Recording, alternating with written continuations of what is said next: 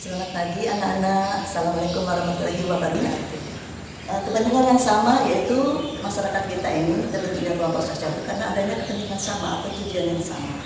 Misalnya didirikannya suatu kelompok organisasi. Contohnya kelompok organisasi PDIP, kemudian organisasi Golkar dan lain sebagainya. Ini karena adanya kepentingan sama.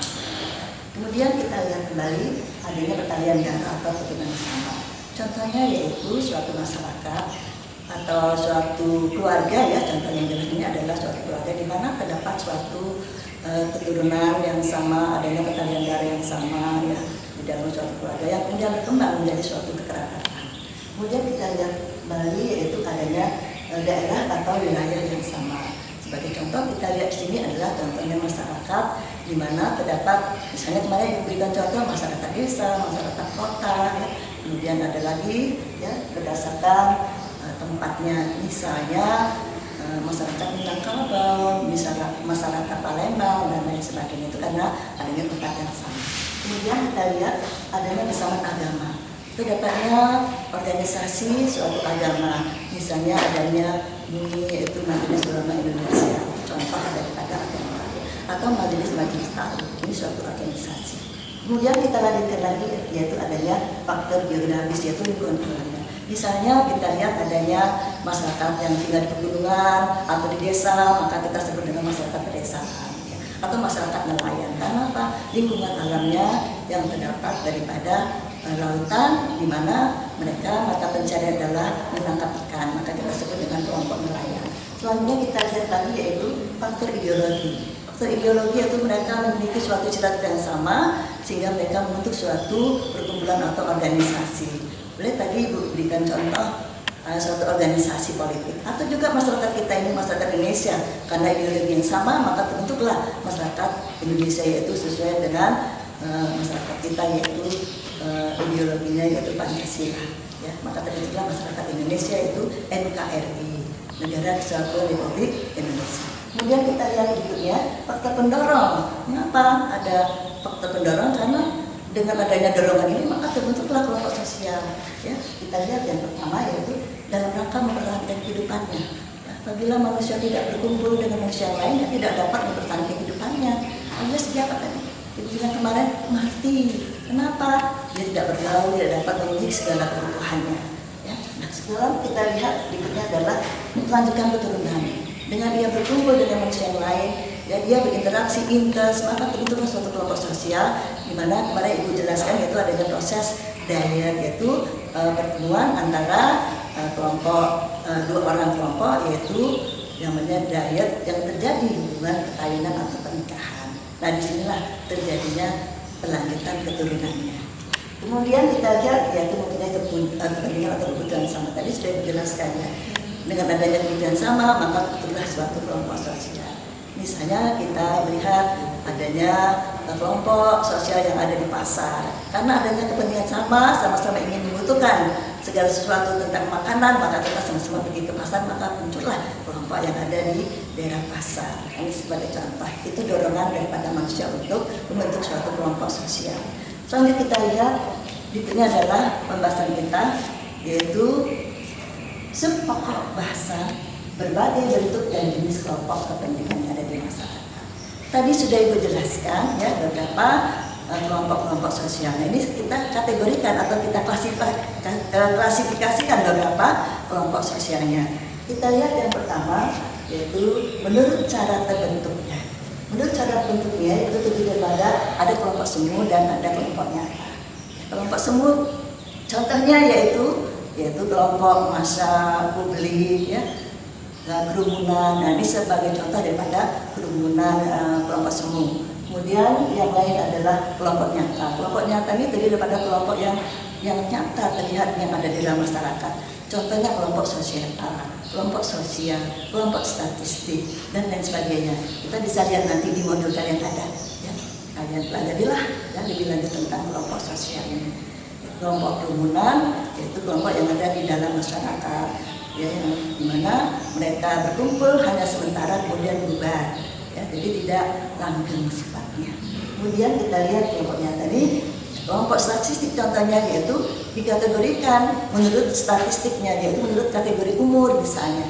Dari umur 5 sampai 10 tahun atau 5 sampai 13 tahun itu adalah kategori anak sekolah dasar sebagai contoh. Atau manusia yang dewasa itu statistik namanya. Jadi berdasarkan ukurannya statistik tadi ya, berdasarkan kategori tingkatannya. Sekarang kita lihat berikutnya adalah menurut erat longgarnya daripada ikatan antar anggota.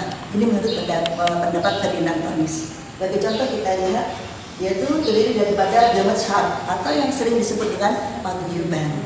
Ya. Nah, contohnya Gemeinschaft ini adalah contoh masyarakat desa, keluarga. Ya. Dan kita lihat tadi ada berapa tipe-tipe Gemeinschaft. Nanti kita lanjutkan ya. Kemudian Gesellschaft yaitu pembayar. Nah, yang kedua ini adalah pendapat Ferdinand Tönnies. Kemudian sebagai contoh kita lihat Gesellschaft atau paguyuban tadi sudah bilang yaitu adanya kekerabatan, ya. Kemudian adanya keluarga, kemudian adanya tetangga ataupun teman sepermainan atau klik, ini termasuk daripada Gemeinschaft. Kalau Gesellschaft ini adalah kelompok yang terdiri daripada masyarakat di mana hubungan bersifat formal, ya. Nah, contohnya adalah masyarakat yang ada di daerah suatu organisasi kantor, ya.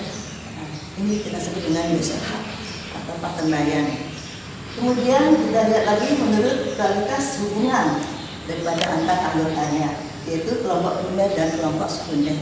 Kelompok primer ini adalah yaitu kelompok yang mana di dalam masyarakat ini merupakan kelompok yang paling dasar, yaitu terdiri daripada suatu keluarga, ya. Nah, sifatnya adalah kekal abadi. Nah, ini contohnya kelompok primer. Pendapat kelompok primer ini adalah kelompok pendapat menurut Ferdinand Tönnies. Kemudian kelompok sekunder ini adalah menurut Edward Spark. Ya. Kemudian kita lihat menurut pencapaian tujuan, yaitu kelompok formal dan kelompok informal. Kemudian 5 berdasarkan derajat interaksinya, yaitu menurut Robert Camerton. Kita lihat menurut Robert Camerton yaitu pendapatnya membership group dan pendapatnya referensi group. Contoh daripada membership group yaitu mereka sebagai anggota DPR.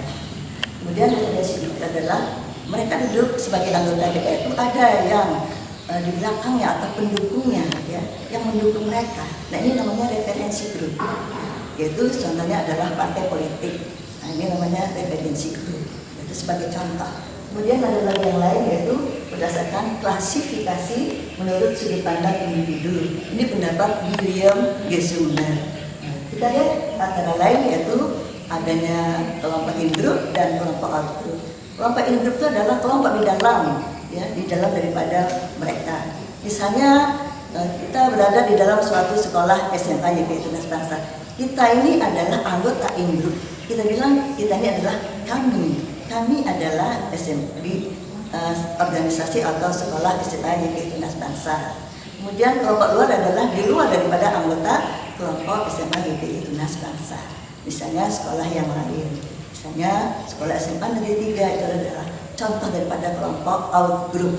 Kemudian kita lihat berikutnya adalah menurut pendapat Emile Durkheim. Kita lihat pendapat menurut Emile Durkheim itu ada dua, yaitu solidaritas mekanik dan solidaritas organik. Ini juga sebagai contoh daripada pendapat Emile Durkheim. Solidaritas mekanik itu adalah kelompok di mana masyarakatnya masih belum mengenal pembagian kerja atau pembagian tugas. Contohnya adalah masyarakat yang tinggal di daerah pedesaan. Kemudian kalau kita lihat solidaritas organik, ini adalah di mana masyarakatnya sudah mengenal daripada pembagian kerja, ada tugas-tugas tertentu. Ini sebagai contohnya adalah adanya masyarakat yang ada di kota, ya, atau organisasi formal lainnya. Kemudian kita lihat berikutnya yaitu pembahasan kita tentang karakteristik khusus atau partikularisme. Menurut Tamanto Sunarto, hubungan dan masyarakat ini ada beberapa dimensi, ya.